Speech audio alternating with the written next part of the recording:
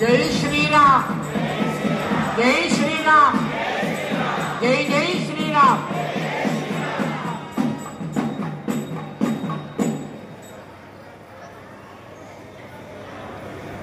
శ్రీరామనవమి సందర్భంగా ముందుగా సీతారాముల వారి కళ్యాణోత్సవం జరుగుతుంది క్షేత్రంలో. ఇది అయిన తర్వాత వీర వెంకట సత్యనారాయణ స్వామి వారి కళ్యాణోత్సవం జరుగుతుంది. కావున స్వామివారి కళ్యాణోత్సవం జరిపించే భక్తులందరూ కూడా గమనించవలసిందిగా కోరుతున్నాం. ఈ క్షేత్రంలోని విశేషం ఇదే. క్షేత్రపాలకుగా సీతారాముల వారి కళ్యాణోత్సవం అయిన తర్వాత సత్యనారాయణ స్వామి వారి కళ్యాణోత్సవం ఈ రోజు మాత్రం అలా జరుగుతుంది. దయచేసి భక్తులందరూ కూడా గమనించవలసింది.